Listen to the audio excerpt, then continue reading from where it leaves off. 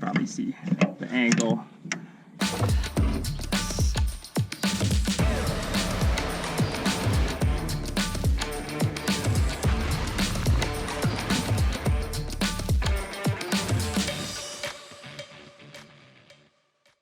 As you guys can probably tell from that first footage, this job is going to suck. The space is very small and awkward and you really don't have much room to maneuver. So today, we're going to be replacing the motor mounts on the second gen Toyota Tacoma. So for those of you guys who are new to this channel, my name is Carl and this channel is dedicated to all things DIY, mods, and engineering for second and third gen Tacomas. So make sure you smash that like and subscribe button already, guys. Do it now.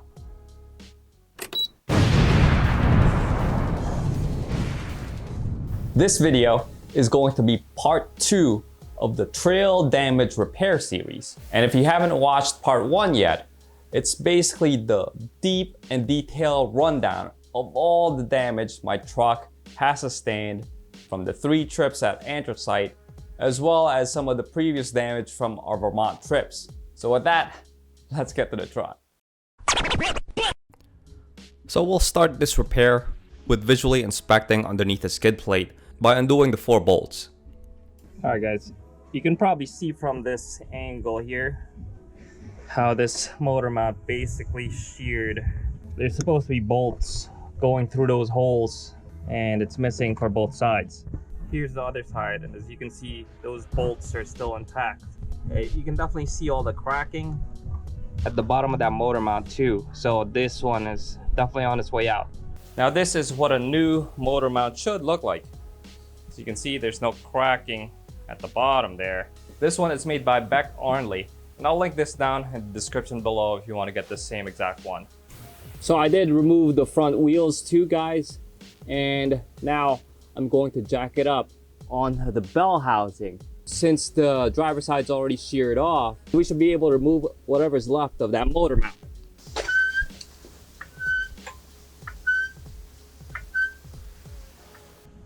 All right, you could probably see it from this angle, guys, that this motor mount, after lifting it, see that? It's just floating right on there. So now let's get rid of that upper bolt.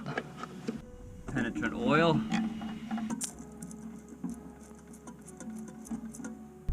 I have the socket connected to a universal joint.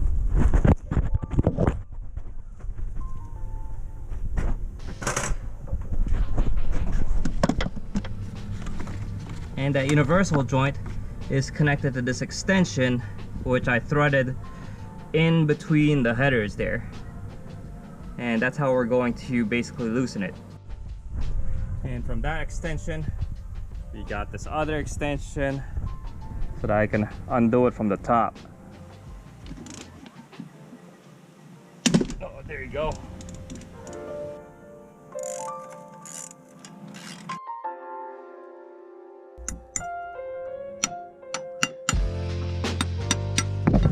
I'll have to use a cold chisel. At this point, it looks like it's really stuck on there.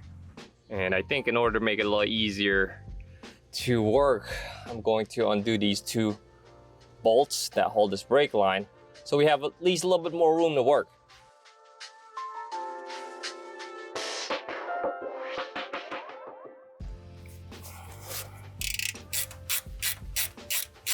There we go. Let's move this slightly out the way.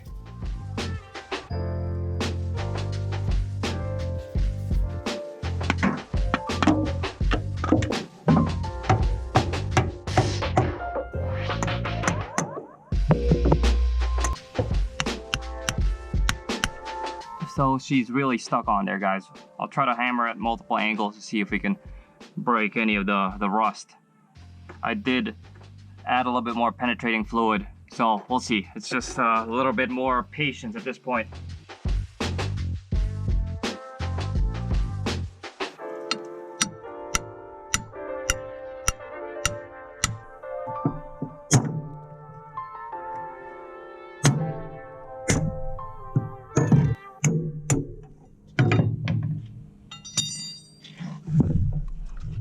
Finally got that out, guys.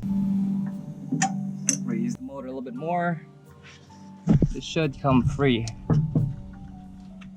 And just to show you guys, that's how high the driver's side has to be lifted in order to get that motor mount out of there. There we go.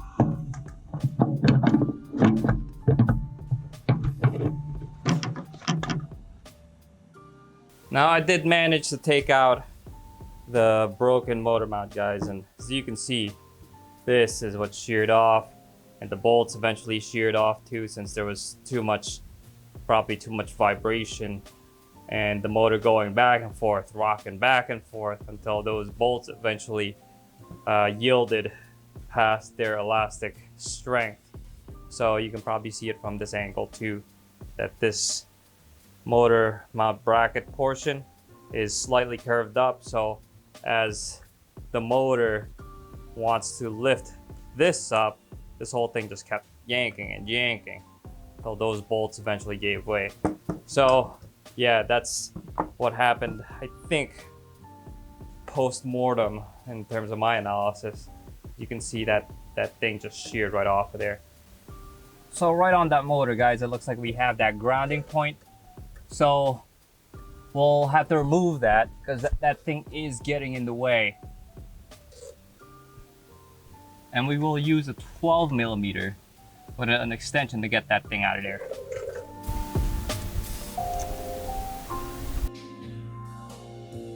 And you can probably see here now, we got that very loose and allows us to go in from the bottom.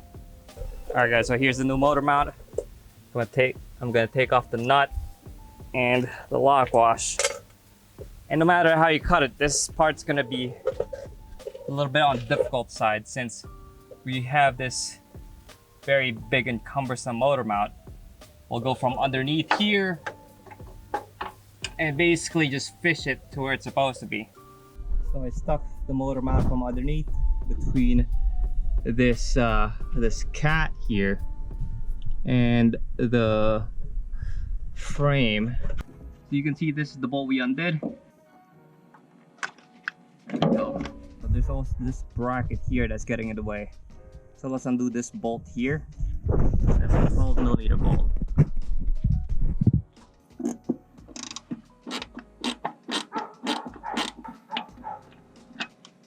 That's the bracket I'm talking about.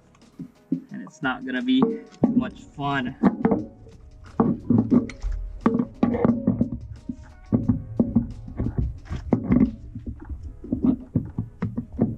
That stud makes it very difficult to really maneuver around this. Got that motor mount sit in from the bottom, and we got it mostly in there, just like that.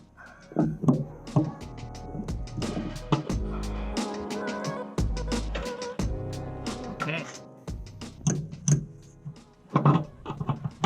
See if we can lower the motor slightly. You can get it to fit a little bit better. So this is really where things start becoming a real pain. The goal is to lower that motor mount so the stud goes into the mounting hole, but each time I do that, the base keeps shifting and the stud's threads just keep binding up with that upper bracket. So right now, from the angle you guys are watching on the truck, we have the motor mount somewhat in the proper orientation. Now we just need to fix the bottom so it doesn't slide around when we drop the motor. The plan would be to go underneath and secure the motor mount from the bottom using these OEM bolts. These I got directly from Toyota. Let's bring this bolt into the hole. We have it through. And we'll just have to put a nut behind it so it doesn't slide anymore. Alright, that's one side there.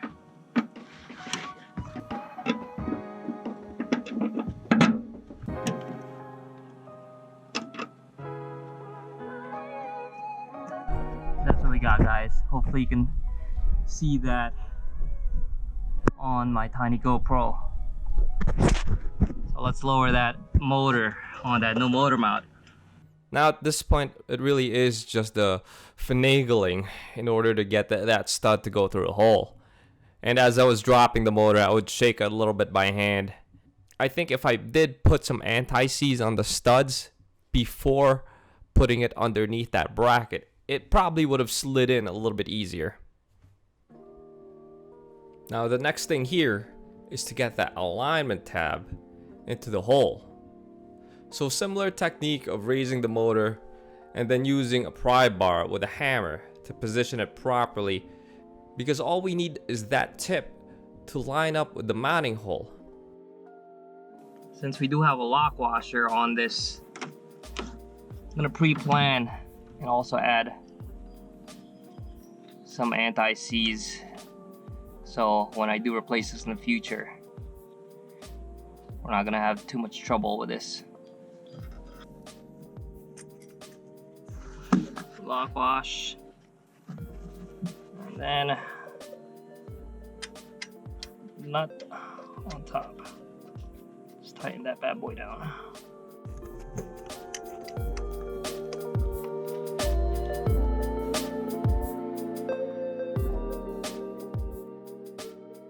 Alright, now we should be able to drop that motor completely onto those mounts. So I'm not going to tighten up the lower bolts yet, because we are lifting up the passenger side as well and doing the same thing. I want to be able to give the motor mount a little bit more play than just the rubber, so that we're not prematurely stretching and overstretching the rubber when we lift the passenger side. So for this one, guys, we'll do the same thing. Undo these brake lines, and this one's kind of stuck, so definitely don't want to shear this bolt head off. There we go.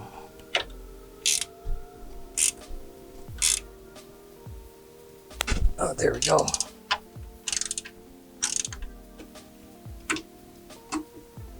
And we'll get this one too in the back. Same thing, it's a 12mm bolt. I'm gonna aim the jack more towards the passenger side here. And the purpose here is to just support the passenger side of the motor. The passenger side is very similar to the driver's side. We'll start out with using liquid wrench and douse those threads. It looks like this cable will also get in the way when undoing that motor mount. So what we're gonna do is cut the electrical tape here and here so that we can pretty much have this cable float. Okay, definitely want to be careful when you're doing this.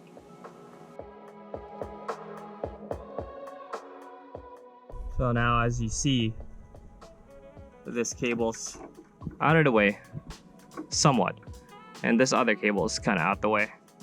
So we can start undoing those nuts. Now for this passenger side, guys, I'm taking a different approach, since the extensions actually don't work with this one.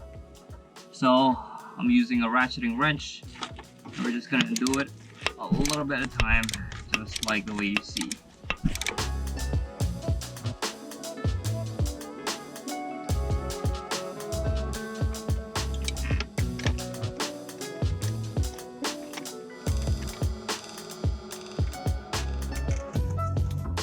So here we use a 14mm wrench to break that nut loose and then finish it up with a 14mm socket.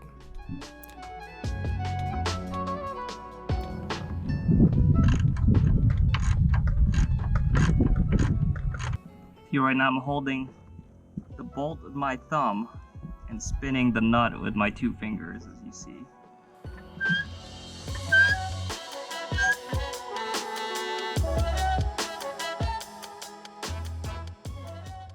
There. Lift it a little bit more. So you can see that's how high, probably a little bit more, in order to get that passenger side motor mount off.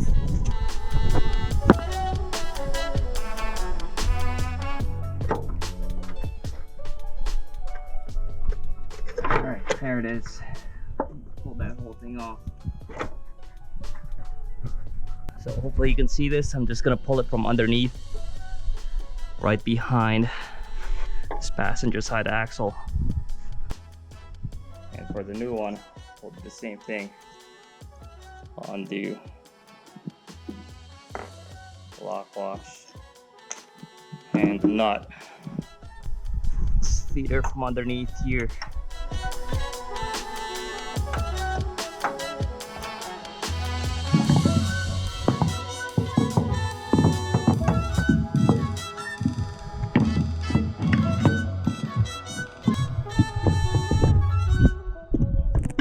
There we go. Alright guys, so we got that top motor mounted.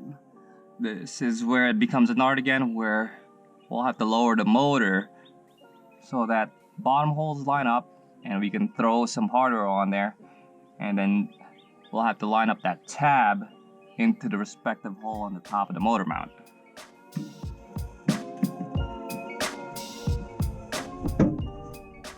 Here I did notice that the alignment tab did almost line up with that upper mounting hole. So I just took the hammer and the pry bar and just got them to completely align. Just like the opposite side, a little bit of pre-planning, future removal on this. Here goes.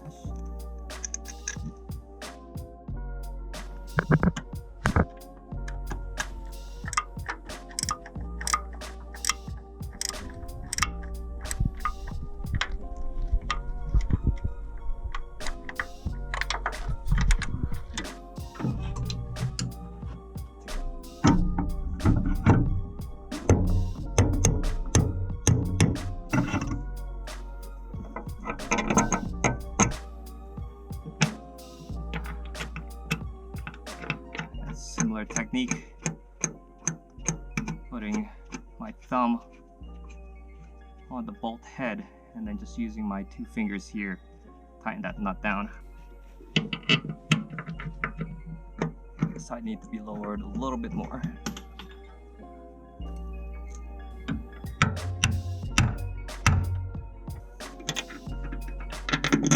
There we go guys.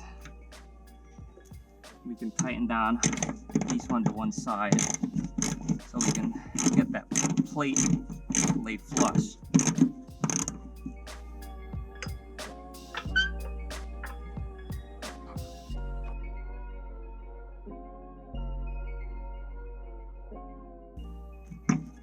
And the other side I'm actually gonna undo completely. Undo well enough so that we can get some Loctite under there. So we definitely won't be able to get a torque wrench under here, so we'll just have to rely on some thread lockers.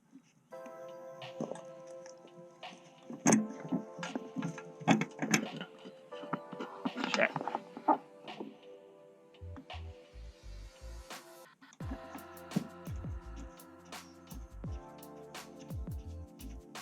Thread lockers will at least prevent it from galling in the future.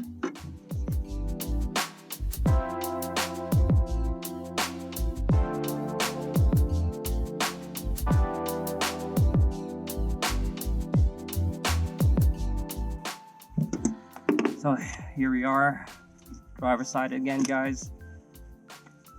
I'll have to tighten this up, just like what we did. Tighten up both sides. Apply some Loctite. I already have this side partially jacked.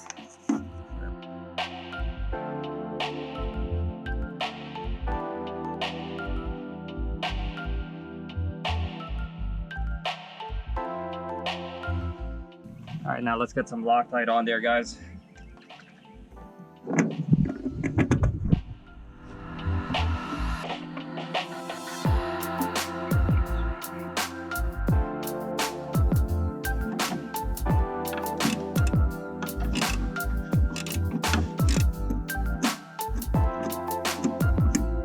You could probably tell I'm being very generous with the blue Loctite because it does act as a anti-galling agent.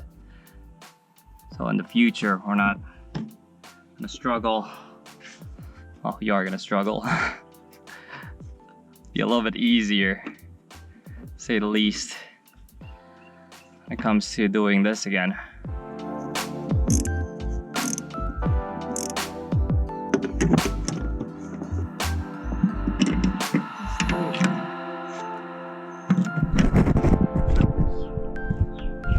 Rear one again.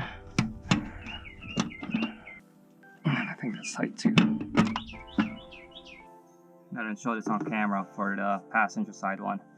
I am just putting some anti-seize on the back of the threads.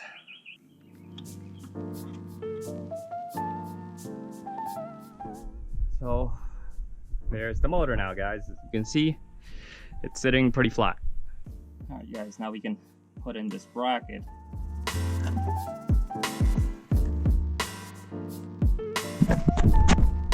Goes right there.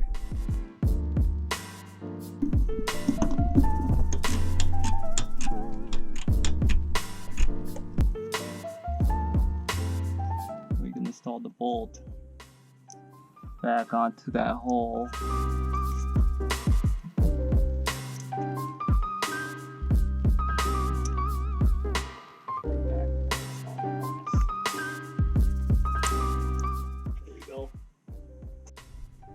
Now let's put in the brake line here. I've already brushed the area from the grit and dirt. So this one's a 12mm socket, just like the last ones that we did. Do the same thing here.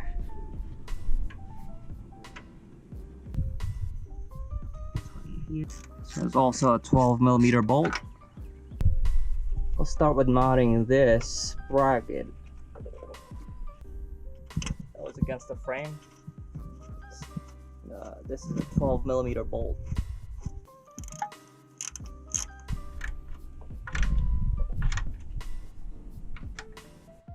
Now before I bolted down those last two brackets on the brake line, I did put these zip ties on instead of the electrical tape that held this cable run against this little metal bracket.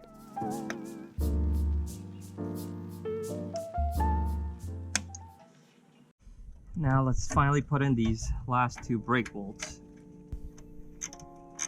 These are both 12mm bolts.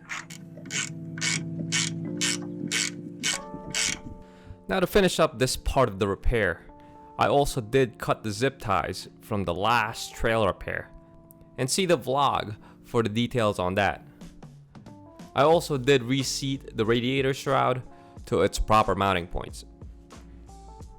So as you can see, guys, this job really isn't that easy. What makes this job pretty difficult is because of the clearance that you have. You only have probably about that much space to work with. And if you have big hands and big wrists, you're gonna have a tough time maneuvering around that small space. There's actually some points where I'm maneuvering that motor mount with just 3 fingers, trying to get it around the gap between the frame and the motor. So doing that, as well as trying to manhandle it to get those holes to line up, it can get frustrating. So I would highly recommend, if you are doing this, dedicate a whole weekend to it.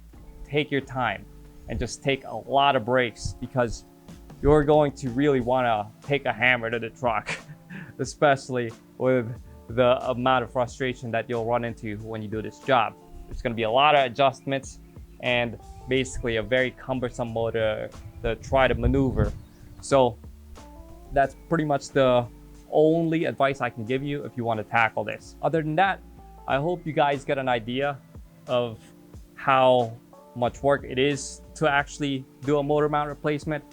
And if you are persistent and you're patient, you can definitely do this. It's not super difficult, but it's not easy either. So the next job after this, I will be replacing the transmission mount, because as you probably saw from the trip, that when that motor mount blew out on the one side, it caused a lot of stress on the rear mount, which is the transmission mount. So it's good to replace all 3 of them if you do have a choice. So that will be next up on the repair video, and we'll pretty much wrap this up, guys. So if you guys like this video, make sure you hit that like And if you have any questions, concern, or if you just want to say hi, please leave it in the comment section below. So, till next time, guys, peace out.